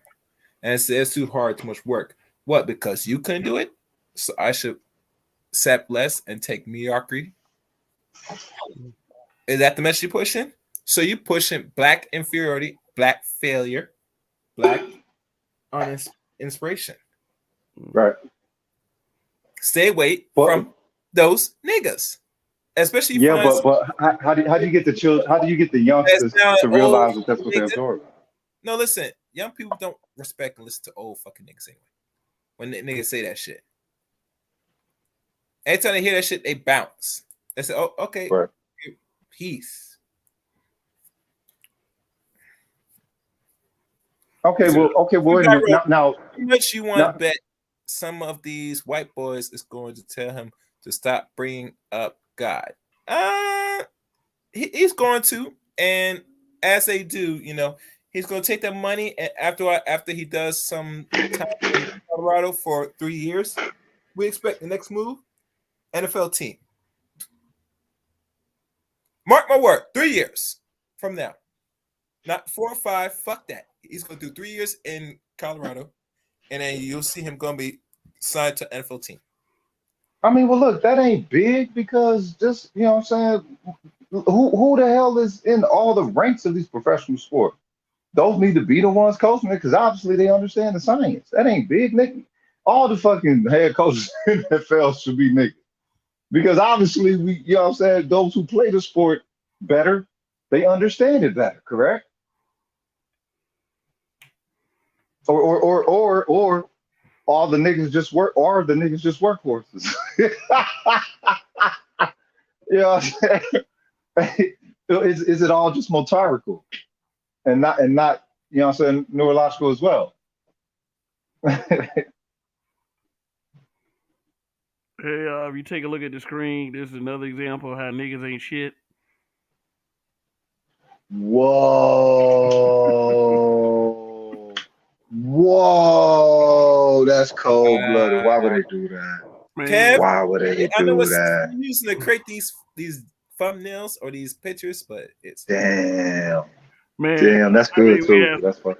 yeah. We have some very talented individuals that would rather use their talents to do stuff like this, which I mean is kind of funny, but it's like they've been making Kanye memes all week too. But What they yeah, say it's about Kanye? no, I guess since he was on Alex Jones, they trying to say he's a Nazi. He supports, they Kanye is killing, good at killing. Hollywooding Hollywood. That's what he's Yeah, good at. He's yeah, Hollywooding the hell out of Hollywood. yeah. I think that he's like he knows what his situation is, so he's trolling hard as fuck. And Yep. I'm not gonna co-sign with the crazy shit that he says, but I kind of get it. I kind of get it. When you have a group of people that try to destroy him the way they tried to destroy Kanye, then then this motherfucker's paying Kim Kardashian child support, which is crazy because bitch supposedly has Yeah. her own money. So, Yeah. Yeah. Yeah. but So I mean, but if you think about it, if that's the ironic thing with it, because when it comes to those folks, their cry of anti-Semitism has been exposed to don't expose our business practices. And this is why they say anti-Semitism, because it gets people thinking on the defense of like the LBGT who say homophobia, right? Or whatever phobia. Well, if you think about it, who is it that called these people primarily into accountability? The ones who does business with them. These ain't people like Kanye. He been doing business with him for a minute, so he ain't got no hate in his heart for him like that. I think what it is that anyone who does work with them, and then they show you ultimately how the business ends, it doesn't end in their favor. It doesn't end well. It doesn't end fair. And it just so happened to be that particular group who people are doing business with. And it just so happens that, oh, okay, this is the unfavorable business practices. And it just so happens it's just that group, much along the line of how Hitler saw how they intertwined themselves within the business society of Germany. So it's like I can see how Ye's playing, you know what I'm saying, a very volatile crap game, right? But I can also see how he might win out of that as well. Because he's in America doing it. And we already know that these pilgrims love them some Hitler, secretly, love them some Nazi, secretly, hate them some Jews, secretly, openly, whatever. You know what I'm saying? So I think he's playing the Hollywood game right. He just finally started doing it against Hollywood. And Hollywood, or we know who they are, they're not cool with it. And he must be playing well.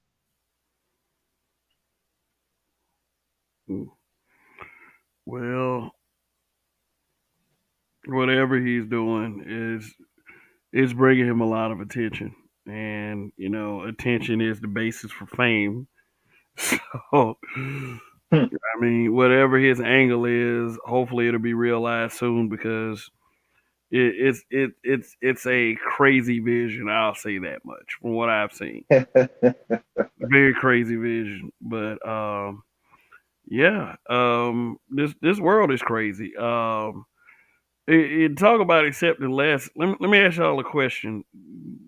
Do we celebrate pregnancy? Like when it comes to single women, do we celebrate it?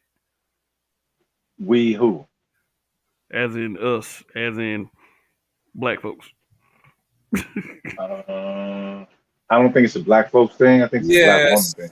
yes, yes, Um, So yes, celebrating pregnancy because it's just yes, uh, Kevin. That's not we no joke. we celebrate pregnant. Oh my God, you're pregnant! Congratulations. First question should be uh, out your mouth. Where's the husband? Who who the who daddy? No who the way. daddy is? Where Who he the at? daddy? That'd be the first question. That's That, usually, and isn't that usually what it is? So isn't that the reflexive response? Okay. Okay. Who's the father? You know what I'm saying? You say it nice so that it doesn't seem like you're being intrusive. yeah, yeah. Oh, so who's the father? Oh, okay. I but haven't. Okay, I but haven't met the father. Yeah, but but they, but but we have sank way down. right. We've sank way down, and it's just getting more downer and downer. so Mm, so anyway, I'm about to probably bring this to an end, but let no me worries. say this first. Me let me say this first. I haven't said anything about it. If I'd have thought about it, I'd have did this at the beginning of the broadcast instead of now. And it goes something like this: Rest in peace to Arthur Allen Roger Curry. Mm-hmm. Right. Um, as some of you may already know, he passed away last week. It's yeah, just when you're in this space of content creators, then is like these guys' deaths, carry a bit more impact than just to say that you're just a kind of an onlooker. These are people that we've had some form of interaction with at one point or another. And Arthur Allen Roger Curry appeared on quite a few panels around the space. One that he did quite frequently for a while was to break down a woman's perspective.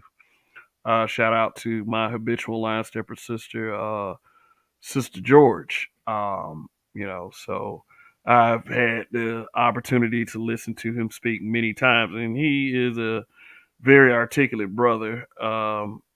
I had this impeccable impression of him, when I did do those voices that time. Those were Arthur Allen Roger Curry voices, and Mm. I would say I disagreed on his stance on the space.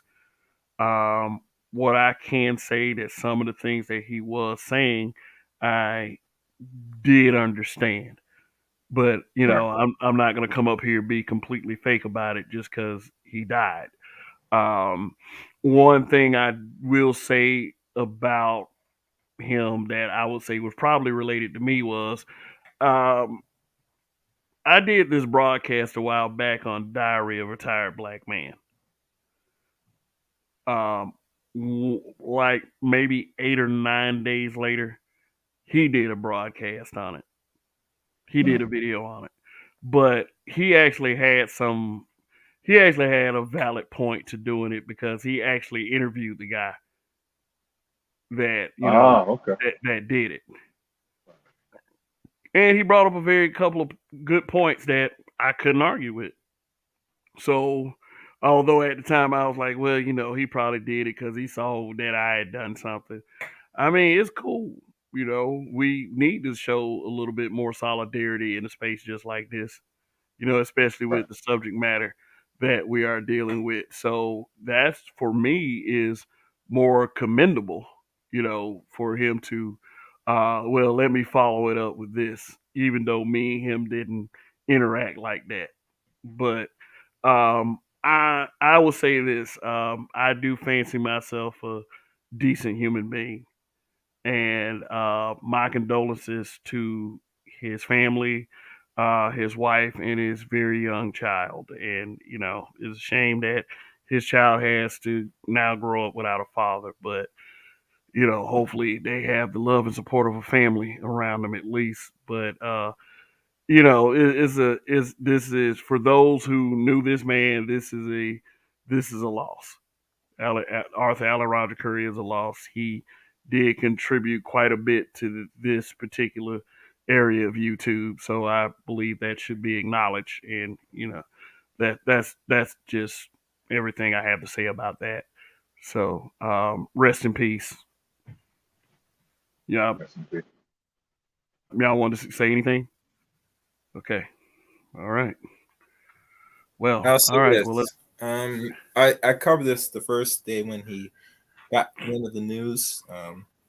Yeah, he's gonna be missed in a way because he has such a wealth of knowledge, not only his age but experience with the ladies that you can't take for granted, and very effective too. So he's gonna be lost in space. yeah, yeah. Lots of young men say that they learn from this guy. So this time. Especially with his mode one approach, Mm-hmm. and he also coined the phrase "no free attention," and Mm. talked about women. And this is his talking point. Women use the possibility of sex to get what they want out of men, and dating and such. And really just some things. If you want to get certain things out of a woman, he was one of those guys that could tell you. But I will say this: he'll definitely be remembered by those who knew him better than I did. So rest in peace to Arthur Allen Roger Curry. Much respect. All right, now let's get back to this, and then we'll go ahead and give our final statements. Chaos and Rogish. Well, I give my appreciate the sharpening as always. Thank you for the hospitality.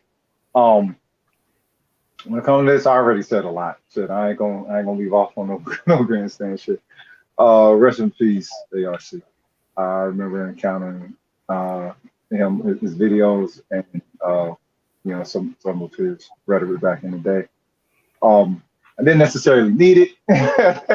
You know what I'm saying? I can holler on my own. But I respect him putting forth a system for cats to come to understand, you know what I'm saying, the game a little bit better and win a little bit better. Um, Again, yeah, like I said, rest in peace to his family. Much resilience to y'all. And I'll see y'all in these YouTube streets, man. Long live the Bishop Line service. Holla. Long live, brother. Much respect. Thanks for coming through once again. All right, chaos. No, no fine words. That I don't know if I say anything about Dion, but maybe now it's time to really do content on this now. I see a lot of people got their mixed feelings, so Yeah, something to think about now and figure what I'm gonna say about this. But good show. yeah, and once again, that we have found something that has sparked a discussion amongst us in the black community. Deion Sanders leaving a coaching job at an HBCU for a PWI school for exponentially more money. And while many believe that he sold us out, some of us believe that he did what was best for him. And I'm more so on the side of, he's doing what's best for him. And if you're going to judge him based off of that, then you need to make damn sure that your blackness is affirmed on a very solid foundation before you pass judgment on other people. Because I believe that everybody's blackness at that point is worth $5 million.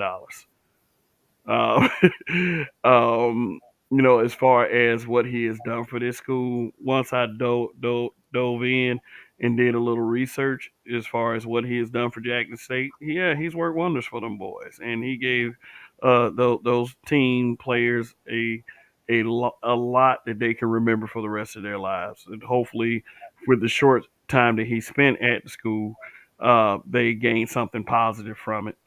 Um, but as far as the scrutiny that he has received, I don't believe that he deserves it. I mean, however you may feel about it, some people do. Um, some people do feel as if he is a sellout. But I'll say this for anyone, whichever way you think, just make sure that your scrutiny, if you are showing it, isn't manufactured from that general resentment that black men experience anyway from our own people. That's all. That's all I'm saying. Some of you may have some good points out there, but at the same time, it's Deion Sanders is Deion Sanders. It's not on him to make you change your perspective on HBCUs. Is how much you support that you show for anything black on a regular basis. And from the way it looks, very it's not very much to work with or work toward. We in reality we have to do better on stuff like that. But at the same time, it's important that we work on ourselves to improve ourselves as individuals with each passing day, as long as we got breath in our bodies. Is I'm really starting to understand people when they say stop looking for a savior. Now, do I wish that people will stick around a little bit longer and bless us with their talent so we can become, I guess, better? Yeah, I'm absolutely for that. Yeah, I wish that some of us more talented ones will stick around in this community a little bit longer and help out and do better by us. But we have to show that appreciation for those people as well. We can't make the situation fucked up for them and then expect them to stay through all that. Because if bad things happen to you in the process of helping your people, it'll put somewhat of a bad taste in your mouth as well. And don't say that that ain't you, that you're gonna stick around for it, because it ain't you. I don't think people are. And that's just my opinion. I don't think people are, especially in 2022, are so black that we can just continue to do this, continue to make these stupid ass judgments, um, because that's just what it is. At the end of the day, we have to do better as black individuals before we expect some famous person like Deion Sanders to come and just change our perspectives. Because hey, we need improvement on that anyway, and it starts with us. Kudos to Deion Sanders and what he did for that school in his short time. He gave us a blueprint on how it should be done. And, just because Deion is a celebrity doesn't mean that you can't do the same thing. But let's keep it real. A lot of that was Deion Sanders' celebrity status. So, look, we got to see it for a second. So, just this is one and done. We'll just see what happens with him in Colorado, and maybe we'll revisit it one day. But until then, look, it is what it is. It is what it is. Deion Sanders is no longer with Jackson State, and if the rumors are true, then maybe rightfully so. But that's it. That's it. Jackson State, you should be thanking Coach Prime. And with that being said, I am out. Peace out. Long live the habitual line steppers. And remember this: if you don't give up, you'll win. In Kev we trust. Till the next time, folks. Till the next time.